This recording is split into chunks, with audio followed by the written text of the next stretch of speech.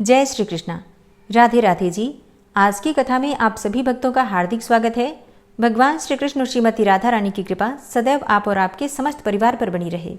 श्री पराशर जी कहते हैं कि इस प्रकार गोवर्धन पर्वत का धारण और गोकुल की रक्षा हो जाने पर देवराज इंद्र को श्री कृष्णचंद्र का दर्शन करने की इच्छा हुई। अतः शत्रुजित देवराज गजराज ऐरावत पर चढ़कर गोवर्धन पर्वत पर आए और वहां संपूर्ण जगत के रक्षक गोप वेशधारी महाबलवान श्री कृष्णचंद्र को ग्वाल बालों के साथ गौवें चराते देखा। हे द्विज, उन्होंने ये भी देखा कि पक्षी श्रेष्ठ गरुण अदृश्य भाव से उनके ऊपर रहकर अपने पंखों से उनकी छाया कर रहे हैं।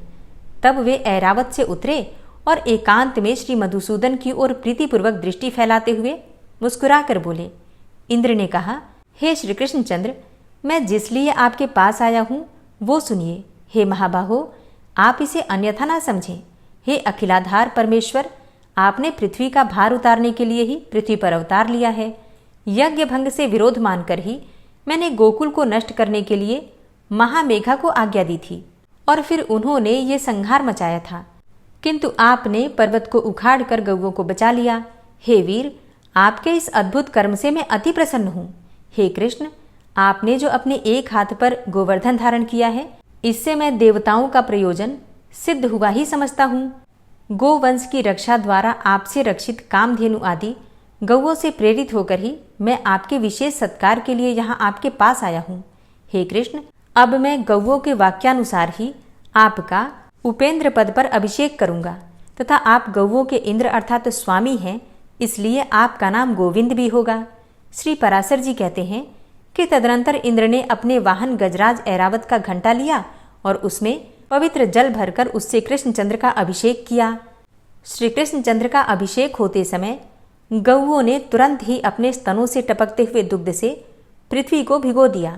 इस प्रकार गौओं के कथनानुसार श्री जनार्दन को उपेंद्र पद पर अभिषिक्त करके शचीपति इंद्र ने पुनः प्रीति और विनयपूर्वक कहा कि हे महाभाग, ये तो मैंने गौओं का वचन पूरा किया।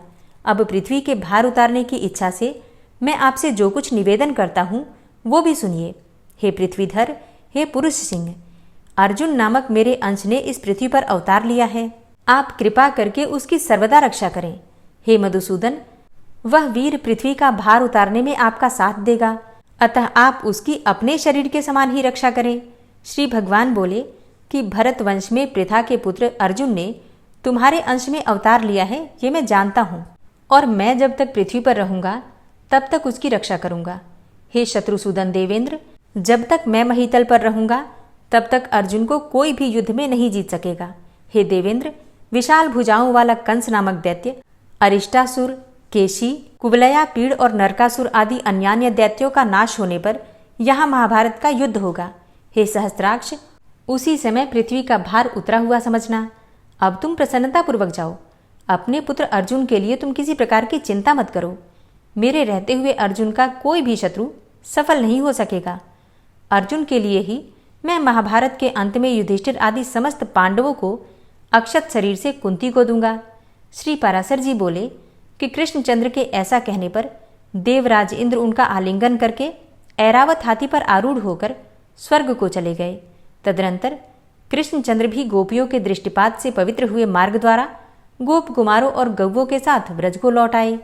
श्री पराशर जी आगे कहते हैं कि इंद्र के चले जाने पर निर्दोष कर्म करने वाले श्री कृष्णचंद्र को गोवर्धन पर्वत धारण करते देख गोपगण उनसे प्रीतिपूर्वक बोले कि हे भगवान, हे महाभाग, आपने गिरिराज को धारण करके हमारी और गौओं की इस महान भय से रक्षा की है। हे तात, कहाँ आपकी यह अनुपम बाल लीला, कहाँ निंदित गोप जाति और कहाँ ये दिव्य कर्म, ये सब क्या है? कृपया हमें बतलाइए। आपने यमुना जी में कालिया नाग का दमन किया, धेनुकासुर को मारा और फिर ये गोवर्धन पर्वत धारण भी किया। आपके इन अद्भुत कर्मों से हमारे चित्त में बड़ी शंका हो रही है। हे अमित विक्रम, हम भगवान हरि के चरणों की शपथ करके आपसे सच सच कहते हैं कि आपके ऐसे बलवीर्य को देखकर हम आपको मनुष्य नहीं मान सकते। हे केशव, स्त्री और बालकों के सहित सभी ब्रजवासियों की आप पर अत्यंत प्रीति है। आपका यह कर्म तो देवताओं के लिए भी दुष्कर है। हे कृष्ण, आपकी यह बाल्यावस्था, विचित्र बलवीर्य और हम जैसे नीच पुरुषों में जन्म लेना, हे अमेयात्मन, ये सब बातें विचार करने पर हमें शंका में डाल देती हैं। आप देवता हो, दानव हो, यक्ष हो या फिर गंधर्व हो, इन बातों का विचार करने से हमें क्या प्रयोजन है? हमारे तो आप बंधु ही हैं, अतः आपको नमस्कार है। श्री पराशर जी बोले कि गोपगण के ऐसा कहने पर महामती कृष्णचंद्र कुछ देर तक तो चुप रहे और फिर कुछ प्रणयजन्य कोपपूर्वक इस प्रकार कहने लगे। श्री भगवान ने कहा कि हे गोपीगण, यदि आप लोगों को मेरे संबंध से किसी प्रकार की लज्जा ना हो तो मैं आप लोगों से प्रशंसनीय हूँ, इस बात का विचार करने की भी क्या आवश्यकता है? यदि मुझ में आपकी प्रीति है और यदि मैं आपकी प्रशंसा का पात्र हूँ तो आप लोग मुझ में बांधव बुद्धि ही करें। मैं न देव हूँ, न गंधर्व हूँ, न यक्ष हूँ और न दानव ही हूँ। मैं तो आपके बांधव रूप से ही उत्पन्न हुआ हूँ। अतः आप लोगों को इस विषय में और कुछ विचार नहीं करना चाहिए। श्री पराशर जी कहते हैं कि हे महाभाग, श्रीहरि के इन वाक्यों को सुनकर, उन्हें प्रणय को उपयुक्त देखकर वे समस्त गोपगण चुपचाप वन को चले गए। तब श्री कृष्णचंद्र निर्मल आकाश, शरद चंद्र की चंद्रिका और दिशाओं को सुरभित करने वाली विकसित कुमुदनी तथा वनखंडी को मुखर मधुकरों से मनोहर देखकर गोपियों के साथ रमण करने की इच्छा की। उस समय बलराम जी के बिना ही श्री मुरली मनोहर, स्त्रियों को प्रिय लगने वाला अत्यंत मधुर, अस्फुट एवं मृदुल पद ऊंचे और धीमे स्वर से गाने लगे। उनकी इस सुरम्य गीत ध्वनि को सुनकर गोपियां अपने अपने घरों को छोड़कर तत्काल जहां श्री मधुसूदन थे वहां चली आईं। वहां आकर कोई गोपी तो उनके स्वर में स्वर मिलाकर धीरे धीरे गाने लगी और कोई मन ही मन उन्हीं का स्मरण करने लगी। कोई हे कृष्ण कहती हुई लज्जावश संकुचित हो गई और कोई प्रेमोन्मादिनी होकर तुरंत उनके पास जा खड़ी हुई। कोई गोपी बाहर गुरुजनों को देखकर अपने घर में ही रहकर आंख मूंदकर तन्मय भाव से श्री गोविंद का ध्यान करने लगी तथा कोई गोप कुमारी जगत के कारण परब्रह्म स्वरूप श्री कृष्णचंद्र का चिंतन करते करते मूर्छा अवस्था में प्राणापान के रुक जाने से मुक्त हो गई, क्योंकि भगवत थान के विमल आह्लाद से उसकी समस्त पुण्य राशि क्षीण हो गई और भगवान की अप्राप्ति के महान दुख से उसके समस्त पाप लीन हो गए थे। गोपियों से घिरे हुए रासारंभ रूप रस के लिए उत्कंठित श्री गोविंद ने उस शरद चंद्र सुशोभिता रात्रि को रास करके सम्मानित किया। उस समय भगवान कृष्ण के अन्यत्र चले जाने पर कृष्ण चेष्टा के अधीन हुई गोपियां यूथ बनाकर वृंदावन के भीतर विचरने लगी। कृष्ण में निबद्ध चित्त हुई वे व्रजांगनाएं परस्पर इस प्रकार वार्तालाप करने लगी। उनमें से एक गोपी बोली कि मैं ही कृष्ण हूँ, देखो कैसी सुंदर चाल से चलता हूँ, तनिक मेरी गति तो देखो। दूसरी कहने लगी, कृष्ण तो मैं हूँ, आहा मेरा गाना तो सुनो। कोई अन्य गोपी भुजाएं ठोककर बोल उठी कि अरे दुष्ट कालिया, मैं कृष्ण हूँ, तनिक ठहर तो। ऐसा कहकर वे कृष्ण के सारे चरित्रों का लीलापूर्वक अनुकरण करने लगती हैं। किसी और गोपी ने कहा कि अरे गोपगण, मैंने गोवर्धन पर्वत धारण कर लिया, तुम वर्षा से डरो मत, निशंक होकर इसके नीचे आकर बैठ जाओ। कोई दूसरी गोपी कृष्ण लीलाओं का अनुकरण करती हुई कहने लगी कि मैंने धेनुकासुर को मार दिया है, अब यहाँ गौवे स्वच्छंद होकर विचरें। इस प्रकार समस्त गोपियां श्री कृष्णचंद्र की नाना प्रकार की चेष्टाओं में व्यग्र होकर साथ साथ अति सुरम्य वृंदावन में विचरने लगी। खिले हुए कमल जैसे नेत्रों वाली एक सुंदरी गोपांगना सर्वांग में पुलकित होकर पृथ्वी की ओर देखकर कहने लगी कि अरियाली, ये लीला ललितगामी कृष्णचंद्र के ध्वजा, वज्र, अंकुश और कमल आदि की रेखाओं से सुशोभित पदचिन्ह तो देखो, और देखो उसके साथ कोई पुण्यवती मदमाती युवती भी गई है। उसके ये घने छोटे छोटे और पतले चरण चिन्ह दिखाई दे रहे हैं। यहाँ निश्चय ही दामोदर ने ऊंचे होकर पुष्प चयन किया है और इसी से यहाँ उन महात्मा के चरणों के केवल अग्रभाग ही अंकित हुए हैं। यहाँ बैठकर उन्होंने निश्चय ही किसी बड़भागिनी का पुष्पों से श्रृंगार किया है। अवश्य ही उसने अपने पूर्व जन्म में सर्वात्मा श्री विष्णु भगवान की उपासना की होगी। और यह देखो, पुष्प बंधन के सम्मान से गर्विता होकर उसके मना करने पर श्री नंदनंदन उसे छोड़कर इस मार्ग से चले गए हैं। अरे सखियों, देखो यहाँ कोई नितंब भार के कारण मंदगामिनी गोपी कृष्णचंद्र के पीछे पीछे गई है। वह अपने गंतव्य स्थान को तीव्र गति से गई है। इसी से उसके चरण चिन्हों के अग्रभाग कुछ नीचे दिखाई देते हैं। यहाँ वह सखी उनके हाथ में अपना पाणी पल्लव देकर चली है। इसी से उसके चरण चिन्ह पराधीन से दिखाई देते हैं। और देखो देखो, यहाँ से उस मंदगामिनी के निराश होकर लौटने के भी चरण चिन्ह दिख रहे हैं। मालूम होता है कि उस धूर्त ने केवल एक स्पर्श करके उसका अपमान कर दिया है। और यहाँ कृष्ण ने अवश्य ही उस गोपी से कहा है कि तू यहीं बैठ, मैं शीघ्र ही जाता हूँ और इस वन में रहने वाले राक्षस को मारकर पुनः तेरे पास लौट आऊंगा। इसलिए यहाँ उनके चरणों के चिन्ह शीघ्र गति के से दिख रहे हैं। और फिर यहाँ से कृष्णचंद्र गहन वन में चले गए हैं। इसी से उनके चरण दिखलाई नहीं देते। अब लौट चलो, इस स्थान पर चंद्रमा की किरणें नहीं पहुंच सकती। तदनंतर वे गोपियां कृष्ण दर्शन से निराश होकर लौट आईं और यमुना तट पर आकर उनके चरितों को गाने लगी। तब गोपियों ने प्रसन्न मुखारविंद, त्रिभुवन रक्षक, अक्लिष्ट कर्मा श्री कृष्णचंद्र को वहां आते देखा। फिर उस समय कोई गोपी तो श्री गोविंद को आते देखकर अति हर्षित होकर केवल कृष्ण कृष्ण कृष्ण इतना ही कहती रह गई और कुछ न बोल सकी। कोई प्रणय कोपवश अपनी भ्रूभंगी से ललाट सिकोड़कर श्री हरि को देखते हुए अपने नेत्र रूप भ्रमरों द्वारा उनके मुख कमल का मकरंद पान करने लगी। और कोई गोपी गोविंद को देखकर नेत्र मूंदकर उन्हीं के रूप का ध्यान करती हुई योग रूढ़ सी भासित होने लगी। तब श्री माधव किसी से प्रिय भाषण करके, किसी की ओर भ्रूभंगी से देखकर और किसी का हाथ पकड़कर उन्हें मनाने लगे। फिर उदार चित्त श्री हरि ने उन प्रसन्न चित्त गोपियों के साथ रास मंडल बनाकर आदरपूर्वक रमण किया। किंतु उस समय कोई भी गोपी कृष्णचंद्र की सन्निधि को छोड़ना नहीं चाहती थी। इसीलिए एक ही स्थान पर स्थिर रहने के कारण रासोचित मंडल न बन सका। तब उन गोपियों में से एक एक का हाथ पकड़कर श्री हरि ने रास मंडल की रचना की। उस समय उनके स्पर्श से प्रत्येक गोपी की आंखें आनंद से मुंद जाती थी। तदनंतर रास क्रीड़ा आरंभ हुई। उसमें गोपियों के चंचल कंगणों की झनकार होने लगी। फिर क्रमशः शरद वर्णन संबंधी गीत होने लगे। उस समय कृष्णचंद्र चंद्रमा, चंद्रिका और कुमुद वन संबंधी गान करने लगे।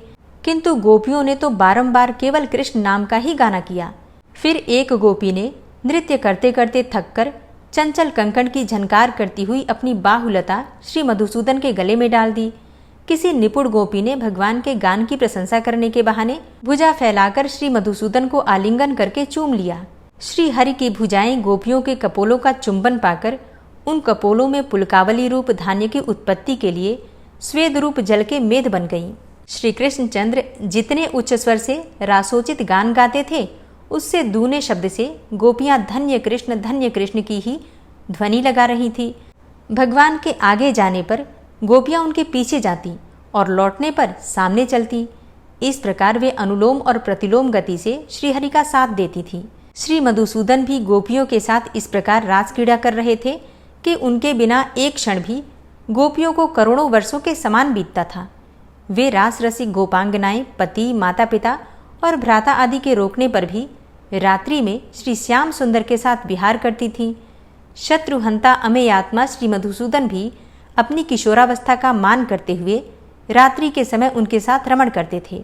वे सर्वव्यापी ईश्वर भगवान कृष्ण तो गोपियों में, उनके पतियों में तथा समस्त प्राणियों में आत्मस्वरूप से वायु के समान व्याप्त थे। जिस प्रकार आकाश, पृथ्वी, अग्नि, जल, वायु और आत्मा समस्त प्राणियों में व्याप्त है, उसी प्रकार वे भी सब पदार्थों में व्याप्त हैं। श्री पराशर जी कहते हैं कि एक दिन सायंकाल के समय जब श्री कृष्णचंद्र रास क्रीड़ा में आसक्त थे, अरिष्ट नामक एक मदोन्मत्त असुर वृषभ रूप धारण करके सबको भयभीत करता हुआ ब्रज में आया। उसकी कांति सजल जलधर के समान थी। सींग अत्यंत तीक्ष्ण थे, नेत्र सूर्य के समान तेजस्वी थे और अपने खुरों की चोट से वो मानो पृथ्वी को फाड़े डालता था। वह दांत पीसता हुआ पुनः पुनः अपनी जिह्वा से होठों को चाट रहा था। उसने क्रोधवश अपनी पूंछ उठा रखी थी तथा उसके स्कंद बंधन कठोर थे। उसके ककूद अर्थात कुहान और शरीर का प्रमाण अत्यंत ऊंचा एवं दुर्लंघ्य था। पृष्ठभाग गोबर और मूत्र से लिथड़ा हुआ था तथा वह समस्त गौओं को भयभीत कर रहा था। उसकी ग्रीवा अत्यंत लंबी और मुख वृक्ष के खोखले के समान अति गंभीर था। वह वृषभ रूपधारी दैत्य गौओं के गर्भ को गिराता और तपस्वियों को मारता हुआ सदा वन में ही विचरा करता था। तब उस अति भयानक नेत्रों वाले दैत्य को देखकर गोप और गोपांगनाएं भयभीत होकर हे कृष्ण पुकारने लगी। उनका शब्द सुनकर श्री केशव ने घोर सिंहनाद किया और ताली बजाई। उसे सुनते ही वह श्री दामोदर के पास आया। दुरात्मा वृषभासुर आगे को सींग करके तथा कृष्णचंद्र की कुक्षी में दृष्टि लगाकर उनकी ओर दौड़ा। किंतु महाबली कृष्ण वृषभासुर को अपनी ओर आता हुआ देखकर अवहेलना से लीलापूर्वक मुस्कुराते हुए उस स्थान से विचलित न हुए। निकट आने पर श्री मधुसूदन ने उसे इस प्रकार पकड़ लिया जैसे कि ग्राह किसी क्षुद्र जीव को पकड़ लेता है, तथा सींग पकड़ने से अचल हुए उस दैत्य की कोख में घुटने से प्रहार कर दिया। इस प्रकार सींग पकड़े हुए उस दैत्य का दर्प भंग कर भगवान ने अरिष्टासुर की ग्रीवा को गीले वस्त्र के समान मरोड़ दिया। तदनंतर उसका एक सींग उखाड़कर उसी से उस पर आघात किया, जिससे वह महादैत्य मुख से रक्त वमन करता हुआ मर गया। पूर्व काल में जंब के मरने पर जैसे देवताओं ने इंद्र की स्तुति की थी, उसी प्रकार अरिष्टासुर के मरने पर गोपगण श्री जनार्दन की प्रशंसा करने लगे।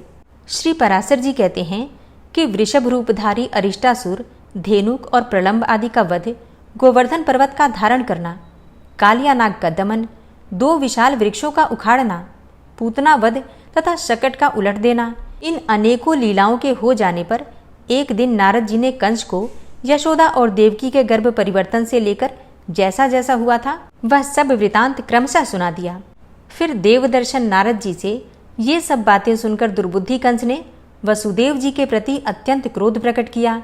उसने अत्यंत कोप से वसुदेव को संपूर्ण यादवों की सभा में डांटा तथा समस्त यादवों की भी निंदा की और ये कार्य विचारने लगा कि ये अत्यंत बालक राम और कृष्ण जब तक पूर्ण बल प्राप्त नहीं करते हैं तभी तक मुझे इन्हें मार देना चाहिए, क्योंकि युवावस्था प्राप्त हो जाने पर तो ये अजेय हो जाएंगे। मेरे यहाँ महावीर्यशाली चाणूर और महाबली मुष्टिक जैसे मल्ल हैं। मैं तो इनके साथ मल्ल युद्ध कराकर ही उन दोनों दुर्बुद्धियों को मरवा डालूंगा। उन्हें महान धनुर्यज्ञ के मिस से ब्रज से बुलाकर ऐसे ऐसे उपाय करूंगा जिससे कि वे नष्ट हो जाएंगे। उन्हें लाने के लिए मैं स्वफल्फ के पुत्र यादव श्रेष्ठ सूरवीर अक्रूर को गोकुल भेजूंगा। साथ ही वृंदावन में विचरने वाले घोर असुर केशी को भी आज्ञा दूंगा, जिससे कि वो महाबली दैत्य उन्हें वहीं नष्ट कर देगा। अथवा यदि किसी प्रकार बचकर वे दोनों वसुदेव पुत्र गोप मेरे पास आ भी गए तो उन्हें मेरा कुवलया पीड़ हाथी ही मार डालेगा। श्री पराशर जी कहते हैं कि ऐसा सोचकर उस दुष्टात्मा कंस ने वीरवर राम और कृष्ण को मारने का निश्चय करके अक्रूर जी से कहा। कंस बोला कि हे दानपते, मेरी प्रसन्नता के लिए आप मेरी एक बात स्वीकार कर लीजिए। यहाँ से रथ पर चढ़कर आप नंद के गोकुल को जाइए और वहाँ वसुदेव के विष्णु अंश से उत्पन्न हुए 2 पुत्र हैं। मेरे नाश के लिए उत्पन्न हुए वे दुष्ट बालक वहाँ पोषित हो रहे हैं। मेरे यहाँ चतुर्दशी को धनुष यज्ञ होने वाला है, अतः आप वहाँ जाकर मल्ल युद्ध के लिए उन्हें ले आइए। मेरे चाणूर और मुष्टिक नामक मल्ल युग्म युद्ध अर्थात कुश्ती में अति कुशल हैं। उस धनुर्यज्ञ के दिन उन दोनों के साथ मेरे इन पहलवानों का द्वंद्व युद्ध यहाँ सब लोग देखें। अथवा महावत से प्रेरित हुआ कुवलिया पीड़ नामक गजराज उन दोनों दुष्ट वसुदेव पुत्र बालकों को नष्ट कर देगा। इस प्रकार उन्हें मारकर मैं दुर्मति वासुदेव, नंदगोप और इस अपने मंदमती पिता उग्रसेन को भी मार डालूंगा। तदनंतर मेरे वध की इच्छा वाले इन समस्त दुष्ट गोपों के संपूर्ण गोधन तथा धन को मैं छीन लूंगा। हे दानपते, आपके अतिरिक्त ये सभी यादवगण मुझसे द्वेष करते हैं, अतः मैं क्रमशः इन सभी को नष्ट करने का प्रयत्न करूंगा। फिर मैं आपके साथ मिलकर इस यादवहीन राज्य को निर्विघ्नतापूर्वक भोगूंगा। अतः हे वीर, मेरी प्रसन्नता के लिए आप शीघ्र ही जाइए। आप गोकुल में पहुंचकर गोपगणों से इस प्रकार कहें जिससे कि वे माहिष्य अर्थात भैंस के घृत और दधि आदि उपहारों के साथ शीघ्र ही यहाँ आ जाएं। श्री पराशर जी कहते हैं कि हे द्विज, कंस से ऐसी आज्ञा का महाभागवत अक्रूर जी कल मैं शीघ्र ही श्री कृष्ण चंद्र को देखूंगा। ये सोचकर अति प्रसन्न हुए। माधव प्रिय अक्रूर जी राजा कंस से जो आज्ञा कहकर एक अति सुंदर रथ पर चढ़े और मथुरापुर से बाहर निकल आए। श्री पराशर जी कहते हैं कि हे मैत्रेय, इधर कंस के दूत द्वारा भेजा हुआ महाबली केशी भी कृष्णचंद्र के वध की इच्छा से घोड़े का रूप धारण करके वृंदावन में आया। वह अपने खुरों से पृथ्वी तल को खोदता, ग्रीवा के बालों से बादलों को छिन्न भिन्न करता तथा वेग से चंद्रमा और सूर्य के मार्ग को भी पार करता हुआ गोपों की ओर दौड़ा। उस अश्वरूप दैत्य के हिनहिनाने के शब्द से भयभीत होकर समस्त गोप और गोपियां श्री गोविंद की शरण में आ गए। तब उनके त्राहि त्राहि शब्द को सुनकर भगवान कृष्णचंद्र सजल मेघ की गर्जना के समान गंभीर वाणी से बोले, हे गोपालगण, आप लोग केशी अर्थात केशधारी अश्व से न डरें। आप तो गोप जाति के हैं, फिर इस प्रकार भयभीत होकर आप अपने वीरोचित पुरुषार्थ का लोभ क्यों करते हैं? यह अल्पवीर्य हिनहिनाने से आतंक फैलाने वाला और नाचने वाला दुष्ट अश्व, जिस पर राक्षस गण बलपूर्वक चढ़ा करते हैं, आप लोगों का क्या बिगाड़ सकता है? इस प्रकार गोपों को धैर्य बंधाकर वे केशी से कहने लगे कि अरे दुष्ट, इधर आ। पिनाकधारी वीरभद्र ने जिस प्रकार पूषा के दांत उखाड़े थे, उसी प्रकार मैं कृष्ण तेरे मुख से सारे दांत गिरा दूंगा। ऐसा कहकर श्री गोविंद उछलकर केशी के सामने आ गए और वह अश्वरूपधारी दैत्य भी मुंह खोलकर उनकी ओर दौड़ा। तब जनार्दन अपनी बांह फैलाकर उस अश्वरूपधारी दुष्ट दैत्य के मुख में डाल दिया। केशी के मुख में घुसी हुई भगवान कृष्ण की बाहु से टकराकर उसके समस्त दांत शुभ्र मेघ खंडों के समान टूटकर बाहर गिर पड़े। हे द्विज, उत्पत्ति के समय से ही अपेक्षा की गई व्याधि जिस प्रकार नाश करने के लिए बढ़ने लगती है, उसी प्रकार केशी के देह में प्रविष्ट हुई कृष्णचंद्र की भुजा बढ़ने लगी। अंत में ओठों के फट जाने से वह फेन सहित रुधिर वमन करने लगा और उसकी आंखें स्नायु बंधन के ढीले हो जाने से फूट गईं। तब वह मलमूत्र छोड़ता हुआ पृथ्वी पर पैर पटकने लगा। उसका शरीर पसीने से भरकर ठंडा पड़ गया और वह निश्चेष्ट हो गया। इस प्रकार श्री कृष्णचंद्र की भुजा से जिसके मुख का विशाल रंध्र फैलाया गया है, वह महान असुर मरकर वज्रपात के समान गिरे हुए वृक्ष के समान दो खंड होकर पृथ्वी पर गिर पड़ा।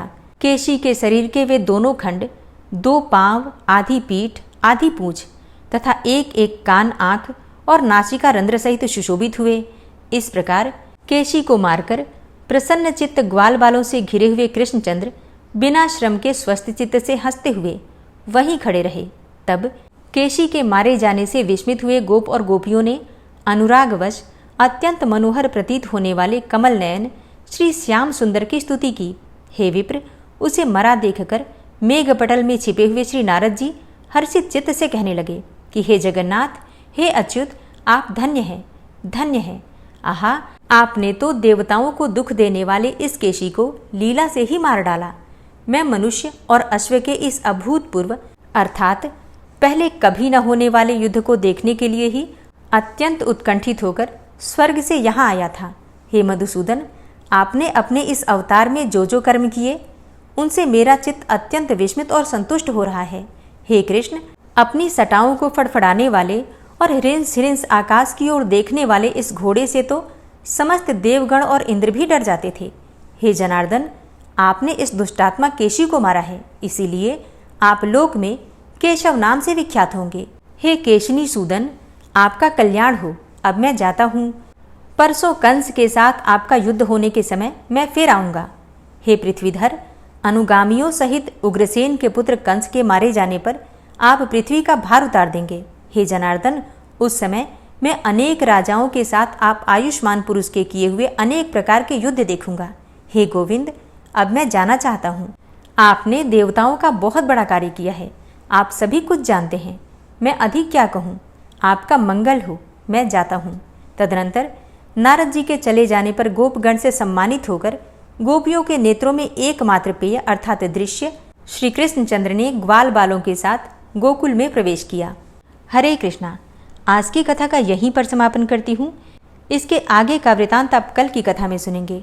ओम विश्वं विष्णुर्वषट्कारो भूतभव्य भवत्प्रभु भूतकृत भूतभृत भावो भूतात्मा भूतवाहन भूतात्मा परमात्मा च मुक्तानां परमागति अव्ययः पुरुषः साक्षी क्षेत्रज्ञो अक्षर एव च योगो योग विदाम नेता प्रधान पुरुषेश्वरः नारसिंह वपुः श्रीमान केशवः पुरुषोत्तम सर्वः शर्वः शिवस्थाणुर्भूतादिर्निधिर्व्ययः संभवो भावनो भर्ता प्रभवः प्रभुरीश्वरः स्वयंभू शंभुरादित्यः पुष्कराक्षो महास्वनः अनादिनिधनो धाता विधाता धातुरुत्तमः अप्रमेयो ऋषिकेश पद्मनाभो अमरप्रभु विश्वकर्मा मनुस्त्वष्टा स्थविष्ठः स्थविरो ध्रुवः अग्राह्यः शाश्वतः कृष्णो लोहिताक्षः प्रतर्दनः प्रभूतस्त्रिककुब्धाम पवित्रं मङ्गलं परम् ईशानः प्राणदः प्राणो ज्येष्ठः श्रेष्ठः प्रजापति हिरण्यगर्भो भूगर्भो माधवो मधुसूदनः ईश्वरो विक्रमी धन्वी मेधावी विक्रमः क्रमः अनुत्तमो दुराधर्षः कृतज्ञः कृतिरात्मवान् सुरेशः शरणं शर्म विश्वरेताः प्रजाभवः अह संवत्सरो व्यालः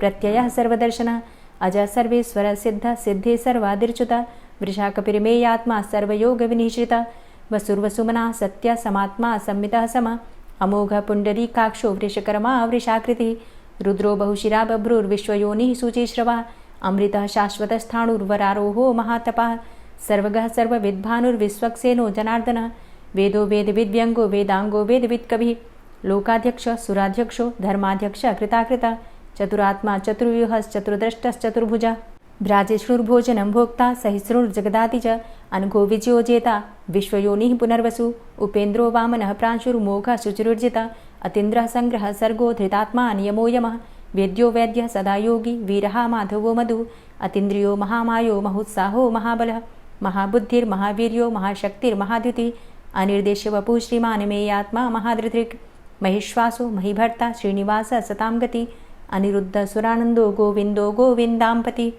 मरीचिर्दमनो हंस सुपर्णो भुजगोत्तम हिरण्यनाभ सुतपा पद्मनाभ प्रजापति अमृत्यु सर्वदिक्सिंह संधाता संधिमान स्थिर अजो दूर्मर्षण शास्ता विश्रुतात्मा सुरारिः गुरुर्गुर्तमो धाम सत्य सत्यपराक्रम निमिषो अनिमिषो श्रग्वी वाचस्पतिरुदारधि अग्रणिर्ग्रामणी श्रीमान् न्यायो नेता समीरण सहस्रमूर्धा विश्वात्मा सहस्राक्ष सहस्रपात् आवर्तनो निवृत्तात्मा संवृतः संप्रमर्दन अहसंवर्तको वह निर्निलोधरणीधरः सुप्रसादः प्रसन्नात्मा विश्वदृग् विशुभुग्विभु सत्कर्ता सत्कृतः साधु जहनुर्नारायणो नरः असंख्येयो अप्रमेयात्मा विशिष्टशिष्टकृच्छुवि सिद्धार्थ सिद्धसंकल्प सिद्धिदः सिद्धिसाधनः वृषाहि वृषभो विष्णुर्विष्पर्वा वृषोदरः वर्धनो वर्धमानश्च विविक्तः श्रुतिसागरः सुभुजो दूर्धरो वाग्मी महेन्द्रो वसुदो वसु नैकरूपो बृहद्रूप शिपिविष्टः प्रकाशनः ओजस्तेजो द्युतिधरः प्रकाशात्मा प्रतापनः रिद्धस्पष्टाक्षरो मन्त्रश्चन्द्रांशुर्भास्करदुतिः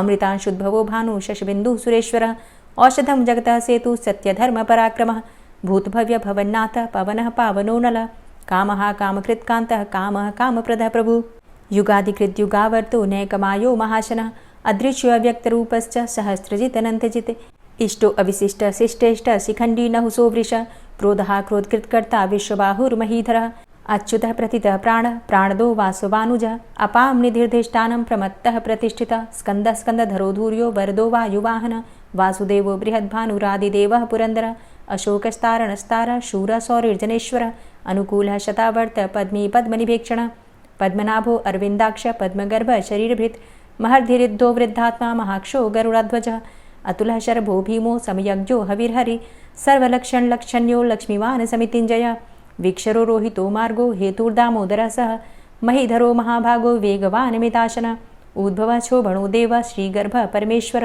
करणं कारणं कर्ता विकर्ता गहनो गुह व्यवसायो व्यवस्थान संस्थान स्थानदो ध्रुव परर्थी परमस्पस्तुष्ट पुष्ट शुभेक्षणः रामो विरामो विरजो मार्गो नेयो नयोनयः वीर शक्तिमतां श्रेष्ठो धर्मो धर्मविदुत्तमः वैकुण्ठः पुरुषः प्राणः प्राणदः प्रणवः पृथु हिरण्यगर्भः शत्रुघ्नो व्याप्तो वायुरुधोक्षजः ऋतुः सुदर्शनः कालः परमेष्ठी परिग्रहः उग्रः संवत्सरो दक्षो विश्रामो विश्वदक्षिणः विस्तारः स्थावरस्थाणु प्रमाणं बीजमव्ययम् अर्थो अनर्थो महाकोशो महाभोगो महाधनः अनिर्विण्णः स्थविष्टोऽभू धर्मयुपो महामख नक्षत्रनेमिर्नक्षत्री क्षम छामः समीहनः यज्ञ इज्जो महिज्यश्च क्रतुः सत्रं सतां गतिः सर्वदर्शी विमुक्तात्मा सर्वज्ञो ज्ञानमुत्तमं सुव्रतः सुमुखः सुष्मा सुघोषः सुखदः सुहृतः मनोहरो जित्क्रोधो वीरबाहुर्विदारणः स्वापनः स्ववसो व्यापी नैकात्मा नैककर्मकृत् वत्सरो वत्सलो वत्सी रत्नगर्भो धनेश्वरः धर्मगुप्त धर्मकृद्धर्मी सदसक्षरमक्षरम् अविज्ञाता सहस्रांशुर्विधाता कृतलक्षणः गभस्तिनेमिः सत्त्वस्थः सिंहो भूतमहेश्वरः आदिदेवो महादेवो देवेशो देवभृद्गुरुः उत्तरो गोपतिर्गोप्ता ज्ञानगम्यः पुरातनः शरीरभूतभृद्भोक्ता कपीन्द्रो भूरि दक्षिणः सोमभो अमृतपः सोमः पुरुजित पुरुषोत्तमः विनियोजयः सत्यसन्धो दाशाः सात्वताम्पतिः जीवो विनयिता साक्षी मुकुन्दो अमितविक्रमः अम्भो निदृणन्तात्मा महोदधीशयोऽन्तकः अजो महारः स्वाभाव्यो जितामित्रः प्रमोदन आनन्दो नन्दनो नन्दः सत्यधर्मा त्रिविक्रमः महर्षि कपिलाचार्यः कृतज्ञो मेदिनीपतिः त्रिपदस्त्रिदशाध्यक्षो महाशृङ्गः कृतान्तकृत् महावराहो गोविन्दः सुखेणः कनकाङ्गदी गुह्यो गभीरो गहनो गुप्तश्चक्रगदाधरः वेधा स्वाङ्गो अजितः कृष्णो दृढः सङ्कर्षणोच्युतः वरुणो वारुणो वृक्षः पुष्कराक्षो महामनाः भगवान् भगानन्दी वनमाली हलायुधः आदित्यो ज्योतिरादित्यः सहिष्णुर्गति सत्तमः सुधन्वाखण्ड परशुर्दारुणो द्रविडप्रदः दिविस्त्रिक्सर्वदृग्व्यासो वाचस्पतिर्योनिजः त्रिसामासामगः साम निर्वाणं भेषजं भिषक्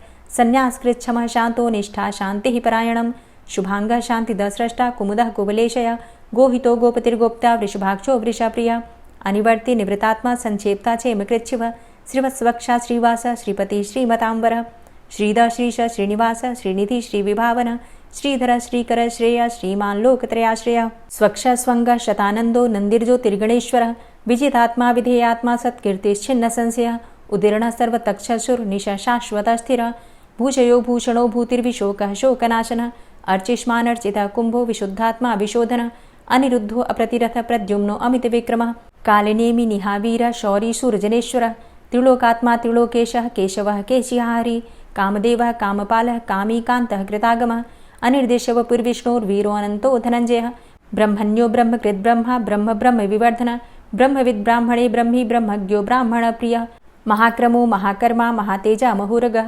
महाक्रतुर्महायज्वा महायज्ञो महाहवि स्तव्यः स्तव प्रिय स्तोत्रं स्तुतिस्तोतारण प्रिय पूर्णः पुरैता पुण्य पुण्यकीर्तिर्नामयः मनोजवस्तीर्थकरो वसुरेता वसुप्रद वसुप्रदो वासुदेव वसुर्वसुमनाहवि सद्गतिः सत्कीर्तिः सत्ता सद्भूति सत्परायणः शूरसेनो यदुश्रेष्ठ सन्निवासः सुयामुनः भूतावासो वासुदेवः सर्वासु निलयोनलः दर्पः दर्पदो दृप्तो दूर्धरोथा पराजितः विश्वमूर्तिर्महामूर्तिर्दीप्तमूर्तिर्मूर्तिमान् अनेकमूर्तिरव्यक्तः शतमूर्तिः शताननः एको नैकः सवः क किं यत्तत्पदमनुत्तमं लोकबन्धुर्लोकनाथो माधवो भक्तवत्सलः सुवर्णवर्णो हेमांगो वरांगश्चन्दनांगदी वीरः विषमः शून्यो घृताशीर चलश्चलः अमानीमानदोमान्यो लोकस्वामी त्रिलोकधृक् सुमेधा मेधजो धन्यः सत्यमेधा धराधरः तेजो वृषः द्वितिधरः सर्वशस्त्रभृतांबरः प्रग्रहो निग्रहो व्यग्रो नैकशृङ्गो गदाग्रजः चतुर्मूर्तिश्चतुर्बाहुश्चतुर्व्यूहश्चतुर्गति चतुरात्मा चतुर्भावश्चतुर्वेदविदेकपात् समावर्तो अन्वृतात्मा दुर्जयो दुरतिक्रम दुर्लभो दुर्गमो दुर्गो दुरावासो दुरारिहा शुभांगो लोकसारंग सुतन्तुस्तन्तुवर्धन इन्द्रकर्मा महाकर्मा कृतकर्मा कृतागम उद्भवः सुन्दरः सुन्दो रत्ननाभः सुलोचनः अर्को वाजसनः शृङ्गी जयन्तः सर्वविजयी सुवर्णबिन्दुरक्षोभ्य सर्वभागीश्वरेश्वरः महाह्रदो महागर्तो महाभूतो महानिधि कुमुदः कुन्दरः कुन्दः पर्जन्यः पावनो नीलः अमृताशो अमृतवपुः सर्वज्ञः सर्वतोमुखः सुलभः सुव्रतः सिद्धः शत्रुजित् शत्रुतापनः न्यग्रोधो दुम्बरो अस्वस्थश्चाणुरान्ध्रनिषूदनः सहस्रार्चिः सप्तजिह्वः सप्तैधा सप्तवाहनः अमूर्तिरणघो अचिन्त्यो भयकृद्भयनाशनः अणुर्बृहत्कृशः स्थूलो गुणभृन्निर्गुणो महान् अधृतः स्वधृतः स्वास्य प्राग्वंशो वंशवर्धनः भारभृतिकथितो योगी योगी स सर्वकामद आश्रमश्रमण क्षाम सुपर्णो वायुवाहन धनुर्धरोर्धनुर्वेदो दण्डोदमयितादम अपराजितः सर्वसहो नियन्ता नियमो यमः सत्त्ववान् सात्विकः सत्य सत्यधर्मपरायण अभिप्रायः प्रियार्होर्ह प्रियकृत्प्रीतिवर्धनः विहाय सगतिर्ज्योति सुरुचिर्हुद्भुग्विभु रविर्विलोचनः सूर्य सविता रविलोचनः अनन्तो हुद्भुग्भोक्ता सुखदो नैकजोग्रज अनिर्विण्ण सदामर्षि लोकाधिष्ठानमद्भुतः सनात सनातन्तमः कपिलः कपिरप्यय स्वस्तिदा स्वस्तिकृत् स्वस्ति स्वस्तिभुक् स्वस्ति दक्षिणः रौद्रः कुण्डली चक्रे विक्रमयुर्जितशासनः शब्दातिगः शब्दशः शिशिरः शर्वरीकर अक्रूरः पेशलो दक्षो दक्षिणः क्षमिणाम्बर विद्वतमो वितभय पुण्यश्रवणकीर्तन उत्तारणो दुष्कृतिः पुण्यो दुःस्वप्ननाशन वीरः रक्षणः सन्तो जीवनः पर्यवस्थितः अनन्तरूपो अनन्तसृर्जितमन्युर्भयापः चतुरश्रो गभीरात्मा विदिशो व्यादिशो दिश अनादिर्भूर्भुवो लक्ष्मीः सुवीरो रुचिराङ्गद जननो जन्मादिर्भीमो भीमपराक्रम आधारनीलयोधाता पुष्पहासः प्रजागर ऊर्ध्वगः सत्पथाचारः प्राणदः प्रणमापण प्रमाणं प्राणनीलयः प्राणभृत् प्राणजीवनः तत्त्वं तत्त्वविदेकात्मा जन्म मृत्यु जरातिग पूर्वस्वस्तरुस्तार सविता प्रपितामह यज्ञो यज्ञपतिर्यज्वा यज्ञांगो यज्ञवाहन यज्ञभृद्यज्ञकृद्यज्ञ यज्ञभुग्यज्ञसाधन यज्ञान्तिकृद्यज्ञ गुह्यमन्यमन्नादेव च आत्मयोनिः स्वयं जातो वैखानः सामगायन देवकीनन्दन स्रष्टा क्षितिसः पापनाशन शङ्खभृन्नन्दकी चक्री शारङ्गधन्वा गदाधरः रथाङ्गपाणिरक्षोभ्य सर्वप्रहरणायुध ओम नमः इति। श्री राधा कृपा कटाक्ष स्तोत्र। मुनीन्द्रवृन्दवन्दिते त्रिलोकशोकहारिणि प्रसन्नवक्त्रपङ्कजे निकुञ्जभूविलासिनी व्रजेन्द्रभानुनन्दिनी व्रजेन्द्रसूनुसङ्गते कदा करिष्यसि मां कृपाकटाक्षभाजनम्। अशोकवृक्षवल्लरीवितानमण्डपस्थिते प्रवालबालपल्लवप्रभारुणान्ध्रिकोमले वराभयस्फुरत्करे प्रभूतसम्पदालये कदा करिष्यसि मां कृपाकटाक्षभाजनम् अनङ्गरङ्गमङ्गलं प्रसङ्गभङ्गुरं भ्रुवां सविभ्रमं ससम्भ्रमं दृगन्तबाणपातने निरन्तरं वशीकृतप्रतीतनन्दनन्दने कदा करिष्यसि मां कृपाकटाक्षभाजनम् तडित्सुवर्णचम्पकप्रदीप्तगौरविग्रहे मुखप्रभापरास्तकोटिसारदेन्दुमण्डले विचित्रचित्रसञ्चरच्चकोरशावलोचने कदा करिष्यसि मां कृपाकटाक्षभाजनम्